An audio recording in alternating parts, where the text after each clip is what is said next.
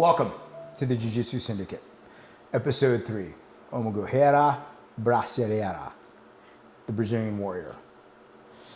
Rilma Bignall, successful businesswoman, entrepreneur, co-founder and professor at Underground Martial Arts, Buford, Georgia, a loving wife, mother of 2, training partner, professional at QuickBooks, and black belt in Brazilian Jiu-Jitsu, faixa preta. Faixa preta. Rilma, welcome. Thank you. Thank you for having me. Yeah. Where'd you grow up? Where are you from? São Paulo. São Paulo, Brasil. And what was it like growing up in Brazil? It was hard at times, but even though we didn't have much, we were happy. Were you exposed to martial arts as growing up as a child? Not at all. Only what we saw in the Olympics sometimes on TV, but no jiu-jitsu. We knew existed, but it was not something that we ever introduced to in my time. Did you train any other martial arts while you were there? What did you do as a kid in Brazil? Regular exercise in school. That was about it. To what ages were you in Brazil? I came here, I was 24, 25.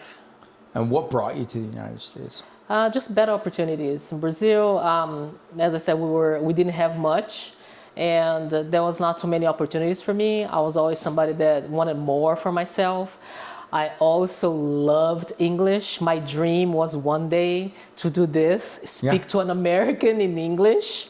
So it was a dream. So English was the main thing because I really liked it.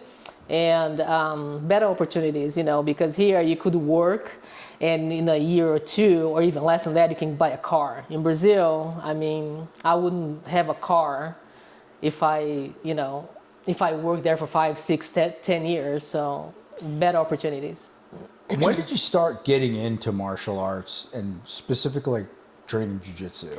When I got married, one of my husbands, I'm not going to say condition, but when we were getting married, he told me, hey, listen, I do martial arts, and that's something that I'm never going to give up, even if you ask me to. So, and I didn't have a problem with that. I thought it's something healthy that you do for yourself. So I said, I don't have a problem with that. And then I don't even remember how many years we were married, and then he was introduced to jiu-jitsu because he was already a black belt in karate, in Kempo karate. So, and then he started. Again, not too much interest on my part, and then until he opened his own academy, and then he brought jiu-jitsu in.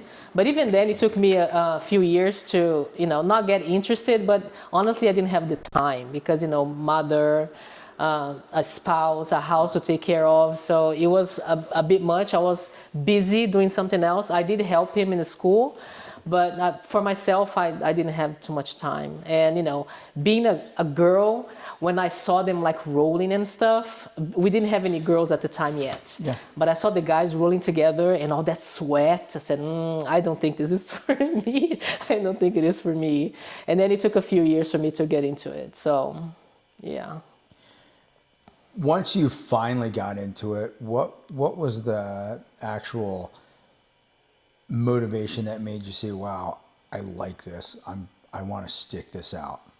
Well, I decided to, my husband and I decided for me to stop working because it's been extra stressful at the time. And then, come and help him at the school. Oh, so you were working full time. What were you doing full time?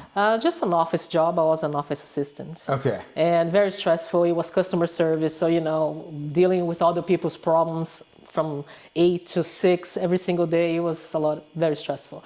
And, he opened the school, so I came to, help him out at the school.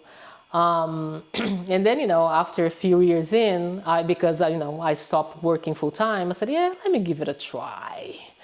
And then after the first class, I was hooked because there was a woman there at the time, and I rolled with her. Oh my God, I fell in love with it. Who's your biggest inspiration right now? Looking up as far as jiu-jitsu world, or who do you draw your inspiration from? First would be Norman, because Norman, he has that philosophy that, he thought that jiu-jitsu he used a term the other day that when he was talking to you, jiu-jitsu as a technology.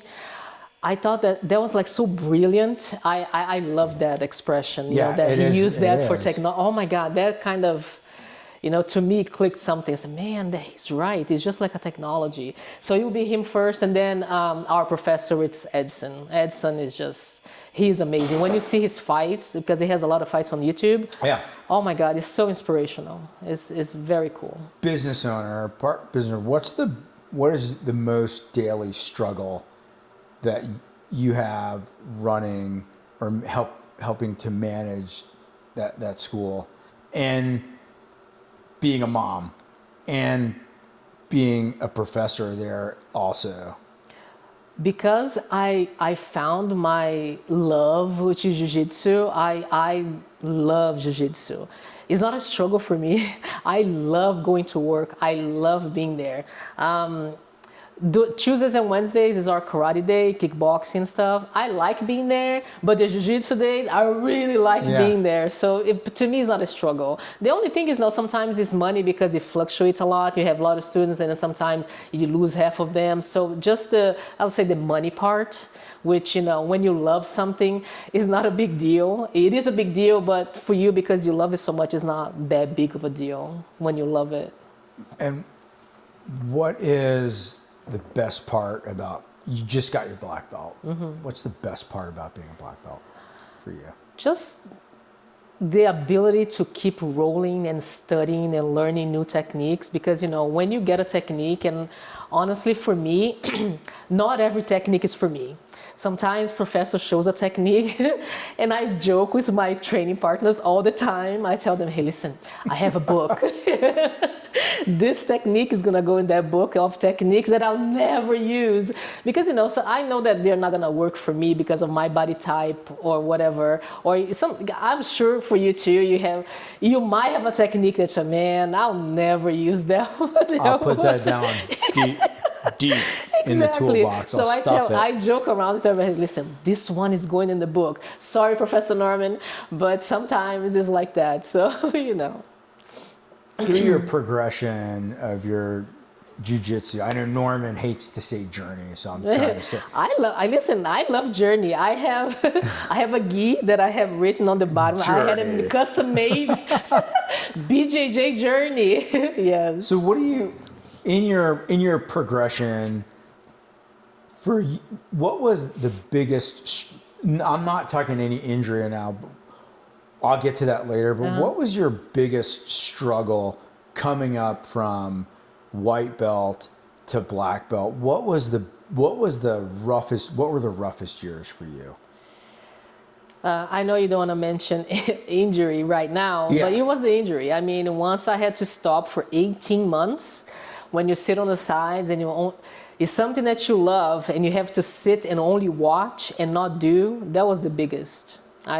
I have to mention that because that was the biggest struggle, Now, as a professor, what key concepts do you want to get across to the kids that you teach, and even the adults that you teach? I know every professor has these concepts that they want to convey to their students, right? What is the big concepts that you want? Yeah, what I like for them is what is something that helped me on my journey, let's say after blue and up. It was the sequences. When Professor Norman came in and introduced the sequences, you go from side control, slide your knee through, you go to mount, and then from mount, you try to choke, they're gonna give you an arm bar and go for the arm bar. Those sequences, one after the other, I think that helps so much. It helped me a lot when I started doing that. So I try to, every time I'm teaching the kids, at least, once per class, throw in a sequence just so they can kind of have the body, learn that. It's pretty cool when you see a kid progress that way. There's a few kids, I've helped you coach for a while, the kids and teens, and there's no better satisfaction than seeing a kid that struggled and now able to chain a couple of basic things together. Right? And that's that's a gift, I think. That's the greatest gift you can give somebody. When we have one right now, I'm not gonna name names or anything, but when you teach her, you taught her something, let's say 2 weeks ago, and this time that she's rolling, she's using the technique that she learned from us 2 weeks ago.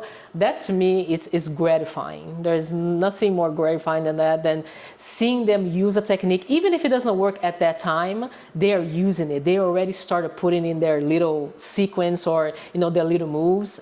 To me, that's wonderful. I mean, there are some adults, you're like, yes, finally, Yeah. he gets it. I was probably one of them coming up, right? When you're new, you're freshly minted black belt.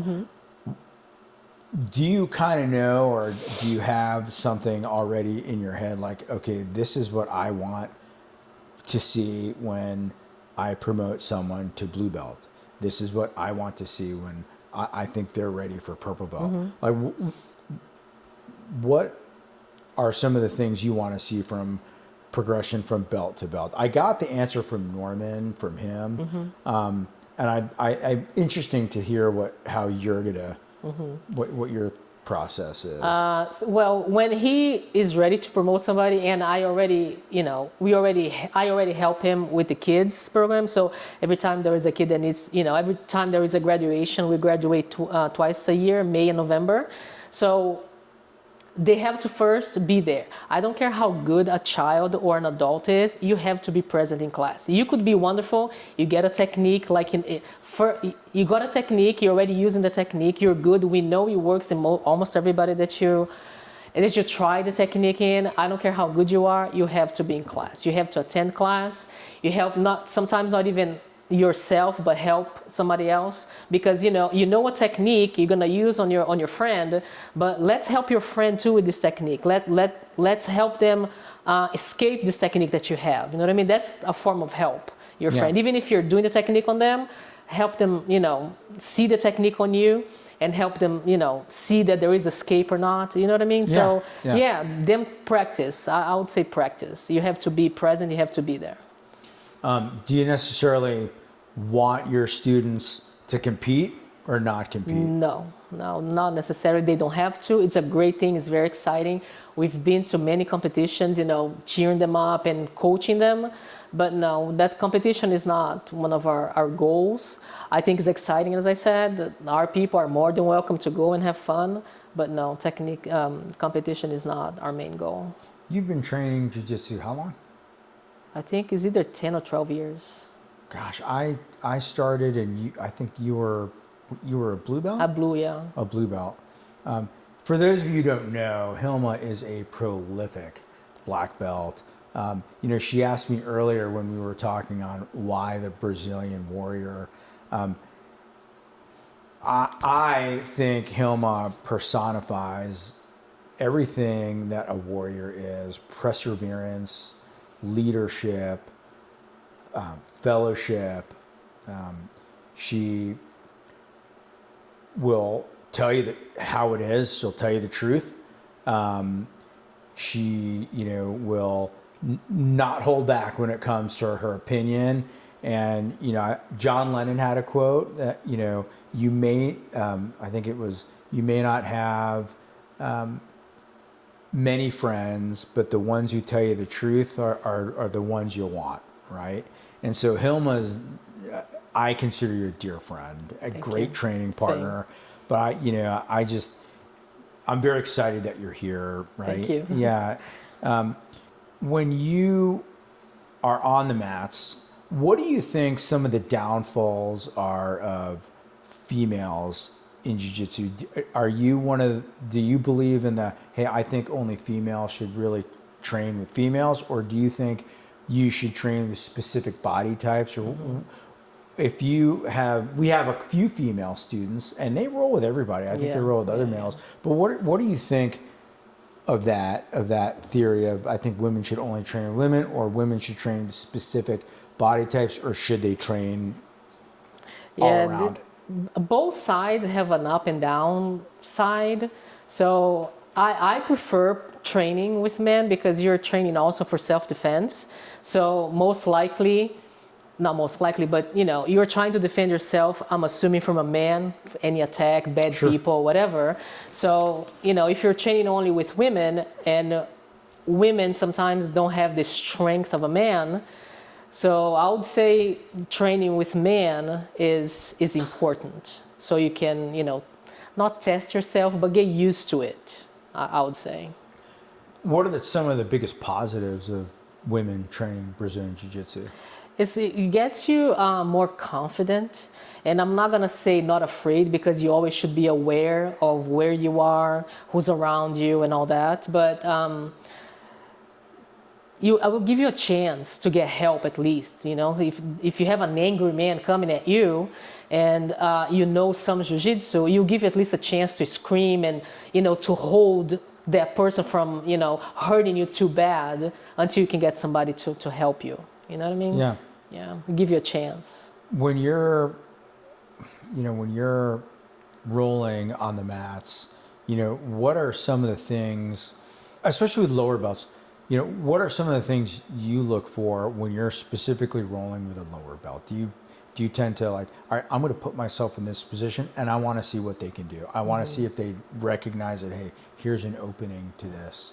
Or are you just, are you, at this point just training and not at that point where you're well, let me give them this and see what they do? Have you reached that point yet? Or are you still just on the mat, let's go? Just ready, let's go.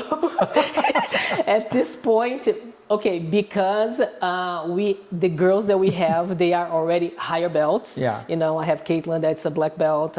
Audrey, even though she's taller than me, and she's getting her purple belt, and she's a very good purple belt. So there is no, let me give her this so she can. No, right now, no. And then because we also train with men, I'm not gonna give men nothing. You know what I mean? I would have to defend myself from what they're giving me. So yeah. But do you think because I know Norman. But with kids, yes. Yeah. If you're training with a child, oh yes, you give them all kinds of stuff and see if they know how to. But do you think later on in the future, when you have that white belt, the blue belt? Absolutely. Yeah. You put them in a situation, let them work it out. Yes. I can't see you because you don't give me. Absolutely not. Again, her top pressure is absolutely ridiculous, and you kind of bulldog a little bit, kind of rough. Yeah, listen. It's awesome. I've been told that I'm a little rough. I don't think so, but yeah. I mean, one of the things I love about your jiu-jitsu is your X-pass. How did you perfect that? Trying to pass Norman's open guard for 5 years, straight, non-stop. We used to train a lot together, and his open guard was almost impossible to pass. Gosh. And then, after 5 years, I kind of got 1 or 2 passes, but that's about it. Yeah. What are some of the things that you're specifically working on for you on the mats now, as far as strength versus athleticism? You recently lost a ton of weight, and you hit the gym, and you look phenomenal. Thank you.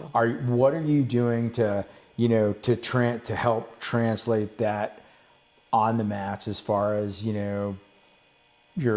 what's your strategy basically now? I do lift weights, and let's say year 6 on jiu-jitsu, I started lifting weights. It does help, I'm not gonna lie to you. It does help. It gets you a little stronger. And that's what I noticed, and losing 40 pounds that I lost with exercise only. And, of course, I changed my diet. I have one cheat day that I eat kind of whatever I want. Yeah. Yeah. But, the weightlifting really helped. What are some of the things that you're focusing now on the mats, as far as Honestly, right now, I'm just having fun because, it was so much work until I got the black belt. I'm not saying I'm relaxed, but right now I just like to try to get the fancy techniques and work on them. Yeah. You see something on YouTube and say, that might work for me. And then, just train that and see if that's something I can include in my game, just add it to my game, yeah. When you're adding your game or adding things to your game, you're working on some of the, fancy stuff and see if that works for you. What advice would you have for, the, lower belts to, because a lot of people watch YouTube, they watch these shorts on Instagram to learn.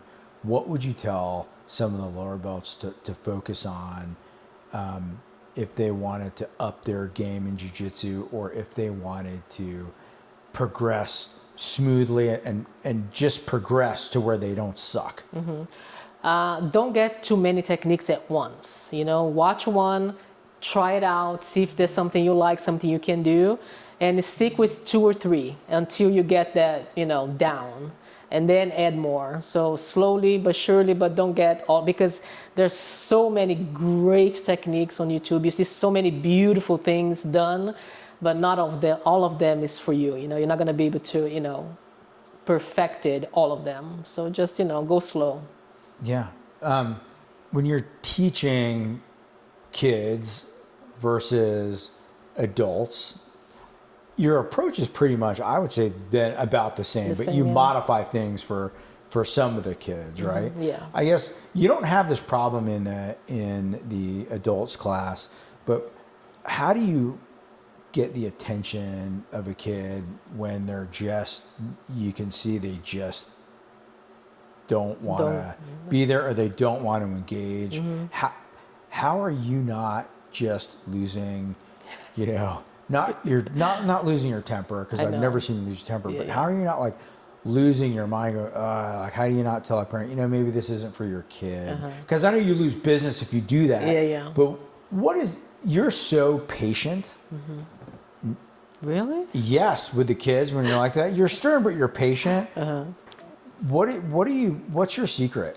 Every child is different, and I'm assuming but Professor Norman also mentioned something like that before. People are different. They learn at a different pace. I know I'm a very slow learner. Maybe that's why I kind of, have what you're saying, that I'm patient. So you just, you help them out. You don't, oh my God, this kid is never going to learn. So no, because I know I had trouble learning, and I can tell you, jiu-jitsu is not easy.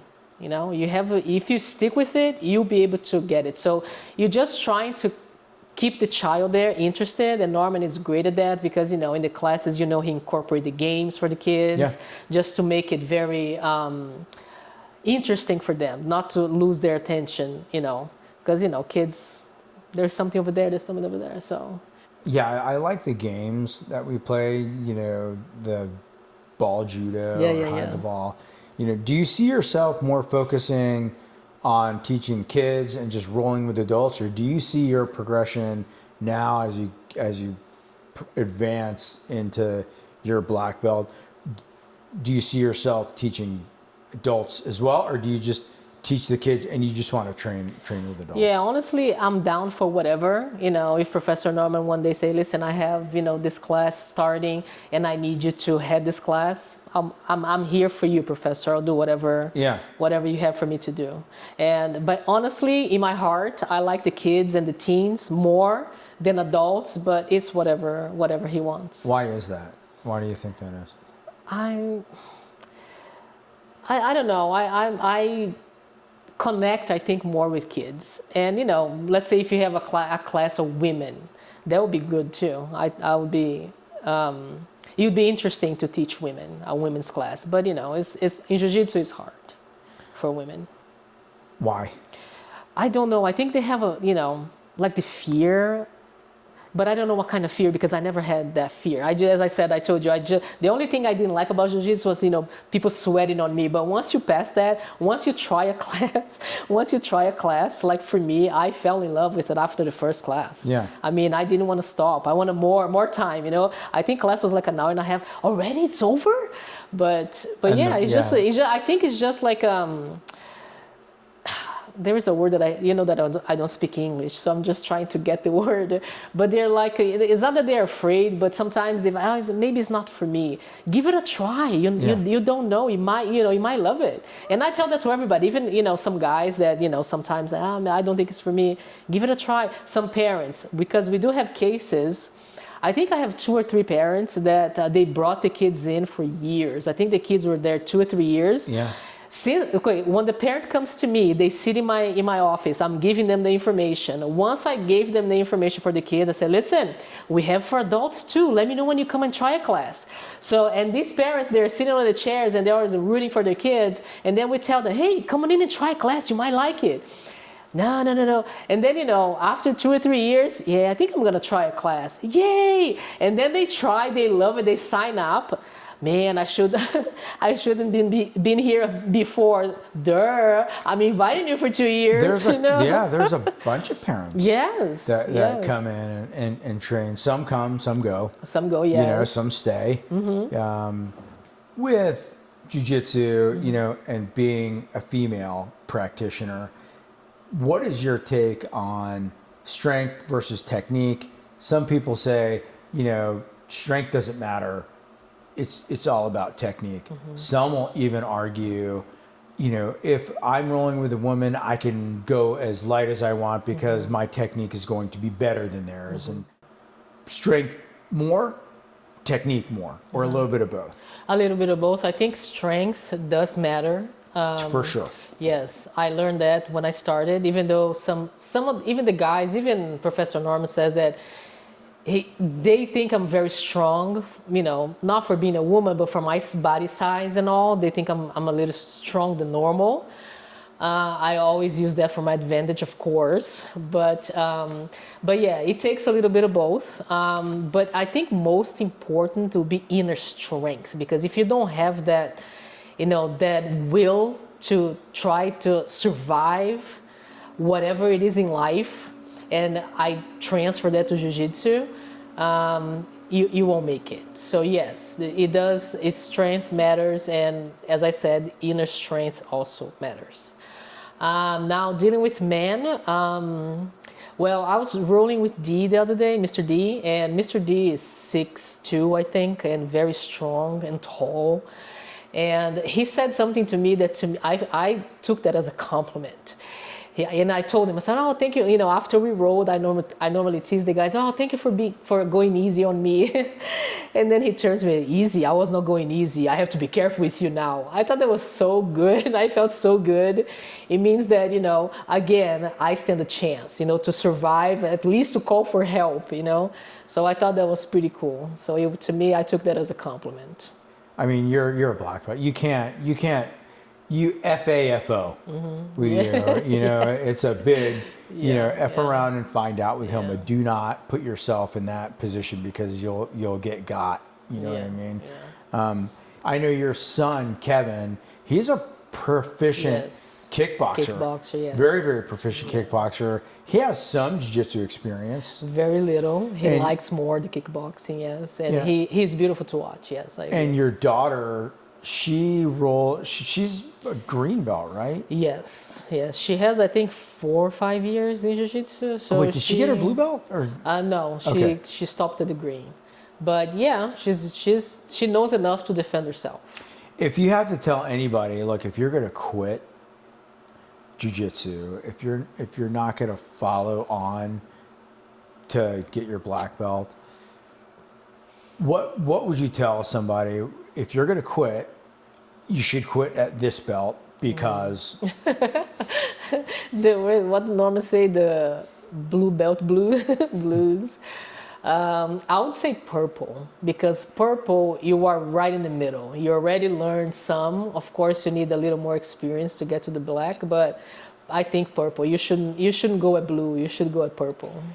I think if you make it to purple belt and you stick with purple belt, you can become a black belt. Yeah, there's no reason to leave at purple. There's no reason. I agree with that. Yeah. That's a true statement. There's no reason to leave at purple belt. What were some of the things that got you to black belt? Was there a time where you're like, oof, I don't know if I can, I love doing this, but I don't know if I can pursue this all the way to black. That's a long time. Long time. I never thought that way. The only time that came to mind was when I get injured. So I had a major one, but and then after the major one, it come little ones. You know what I mean? I have the MCL. It was not torn, but I hurt it. Yeah. I hurt my elbows. I hurt my back. So whenever I it was not a broken rib, but I fractured a rib once. So I stayed, I think, 2 months out.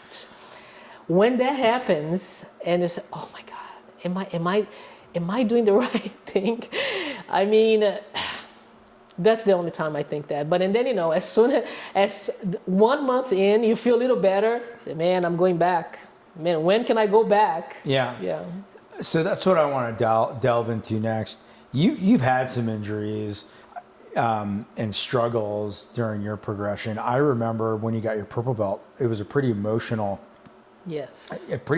for both you and Norman, because I had no idea up to that point that you had a legit ACL injury before that, right? It was a replacement. Yeah. And was that from jiu-jitsu? Yes, there was a takedown warm-up. So we're doing a warm-up, nothing major. And the person that was doing the warm-up, I'm not going to name names or anything. I love him. But, he just buckled my knee to the side with his. And then, I didn't fall or anything. It just right there. When he touched my knee to push it away, it was right there. I sat down. I started crying because it was hurting so bad. And then I couldn't walk. Norman had to carry me to the car. At that point, I said, man, am I doing the right thing? And then, surgery. I only came back 18 months later. Oof. But the doctor wanted to do a second surgery because she said that I had some scar tissue. I told myself and her, you'll never touch me again, ever. I'm not going to be in surgery again, nope. And then I just put a brace on and started training.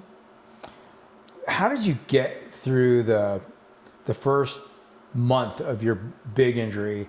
Mentally, how'd you get through it? Mentally, life is over. That's what you think. On that first month, it is horrible. It was painful. And it's something that you have to overcome. How'd you overcome it? Just faith in God, and faith that, I can overcome this. I can get better. I will get better. And then, from then on, you just, it's one day after the other. You just move on, like everything else. And what is your mantra now? How does Rilma recover? What is your recovery method? You have a rough week training, or, you're just worn out. Tell me what your recovery system is. What do you do? So last week I was very tired because now we have a new gig, as you can call it. So we're teaching Jiu-Jitsu for kids in another place. So there was 2 classes added in our schedule. So I got super tired because it was just the first month. So in the end of the first month is when my body really took a toll. And I just take a break. I took a break from the gym. 7 days, I didn't go to the gym at all. And I trained in Jiu-Jitsu light. And just to give time for the body to recover, because at my age, I'm not going to tell you how old I am, but being older, that your body takes longer to recover. So you just have to give it time. I fought this for years with Professor, because, Professor Norman is, if you're injured, take time off. You're not giving up. You're just taking time off for your body to recover. You'll come right back when you're better. And I fought that many, many years. But now I understand. And my body understands it too. So, are you taking supplements at all, or do you take supplements or vitamins? I can't take those because when I do, it gives me side effects. But right now I just take, I don't know the whole name, but it's a ligament supplement that helps your ligaments. Is it the osteochondroitin? Is that what you're taking? It's something like that, yeah. Yeah, that's the only thing I can take, and I hate it because I really wanted to take more stuff. But creatine, I take gummy creatines. Yeah. But that's about it. And pre-workouts when I train. That's it. And how much are you working out in the gym? We used to go 6 days a week, but I had to, because I got older, I had to change that. So now I take 3 days off, and we train 4 days at the gym, plus jiu-jitsu. You're incorporating weights or any cardio, or the cardio's here? The cardio is jiu-jitsu. Yeah, right. And at the gym is just weight training. I love lifting heavy. What's heavy for you? Here comes the numbers. I never add them. But the 2 plates, flat bench, incline. I love the Smith machine. Box squats, those are my favorites. Awesome. Yeah. I know as far as your bench press, you use that on the mats because your ability to escape side control is phenomenal from any position. It's really great. What advice would you give to a female that's 40 plus that is interested in starting a combat sport like jiu-jitsu? Try it. That's the only thing I can say. Don't let anybody tell you otherwise, because you're only gonna know if you step on the mat and you try it. You try a technique, you try a roll, and if you come to us, we're not gonna hurt you. We're gonna let you work. We're gonna show you a technique. So don't be afraid. Just try it. I think it's worth a try at least once in life.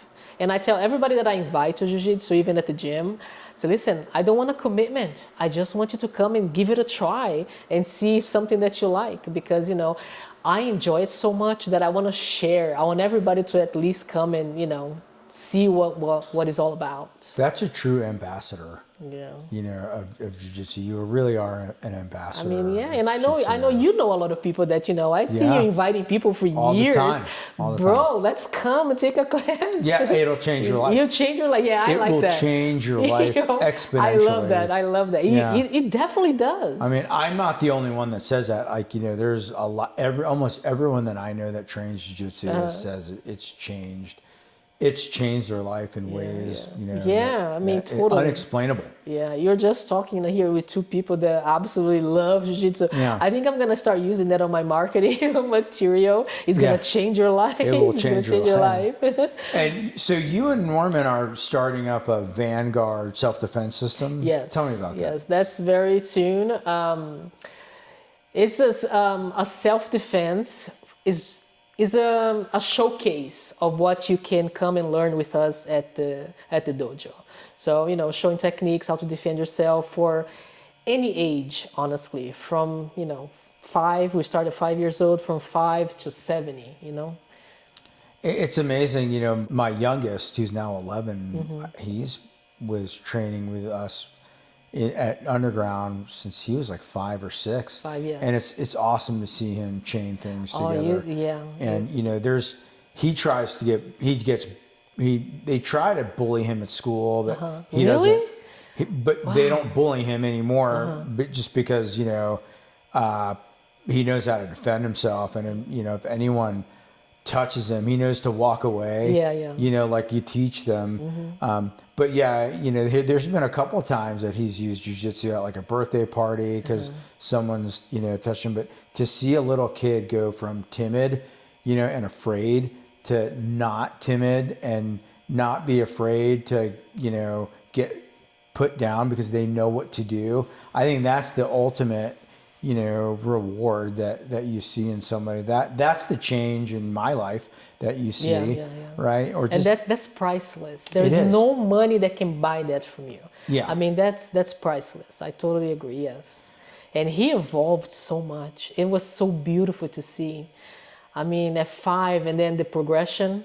It's amazing. He's amazing. Not only Ben, but a lot of a lot of people, even some of the adults. It's fun to see them start and in a short amount of time how they really progress. Yes. You know, I mean, you've been here on Fundamental Fridays with us. Like, we really get after it. And I think I'm all about helping someone train, someone, you know, you help me with my demo here, right? You know, you've worked on your black belt, some of your black belt demo here. I think, you know, it's that training aspect of it and forging friendships that you'll otherwise have never met hadn't it been for jiu-jitsu.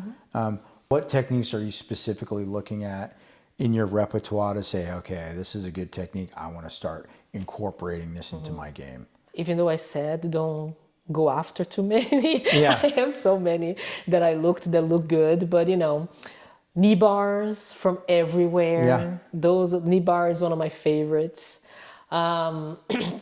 Chokes are always there for whoever wants to come and take it. Come and take it. So leg locks, I love the beautiful transitions that you go from leg locks. So those are the fancy ones for me. I know our school there's a lot of jiu-jitsu schools that, are IBJJF protocol, like there's no leg locks and heel hooks in the gi. I personally disagree with that because I think in a self-defense situation, why ignore that? Just because the guy is wearing pants. Yeah, and why ignore 50% of the body? Yeah. The other part of the body, right? Agree. What's your thoughts on gi versus no gi for you, and thoughts on leg locks and heel hooks in the gi? Gi all the way. I do no gi, but my favorite is gi. And leg locks all the way. Whatever is available, you grab. Yeah, I asked. No restrictions. I did Pastor Josh's podcast with him, and I asked him if Christ were a jiu-jitsu technician, he would be a leg lock specialist, right? Which I think is great. Yeah, it's good. So how do you say it? Make eye contact and then let go. That's what Professor Rilma says. I got it. Eye contact. Catch and release. I got it. You know I got it. Yeah, I got dead to rights. I got you dead to rights. Where do you see yourself 5 years from now? Where do you see you and Norman's jiu-jitsu martial arts school 5 years from now? Where do you see you? Where do you see yourself 5 years from now? When I was on job interviews, I completely detest that type of those type of questions. But in 5 years, and I'm not only talking about the money, but expanding jiu-jitsu, reaching as many kids, teens, and adults as we can, because that's our love. We love jiu-jitsu. We want to, show everybody what jiu-jitsu is all about. I think that's the 5, 10, 15-year goal. Tell us what you got going on now. How can we find you on social media? Where can we find you training and teaching and rolling on the mats? Tell us what you got going on. Rolling we do at Underground Martial Arts in Buford, that we have a pleasure to have you part of. I have Instagram, Rilma BJJ Journey. And you also can find us in Brazelton, at Legacy Brazelton. We're teaching jiu-jitsu there for kids. So, if you live in Brazelton area, you're more than welcome to bring your kid and try some jiu-jitsu with us. Rilma, this is a wonderful conversation. It was great. It was excellent. Thank you for coming on. You're welcome. Thank you. My pleasure. Thank you.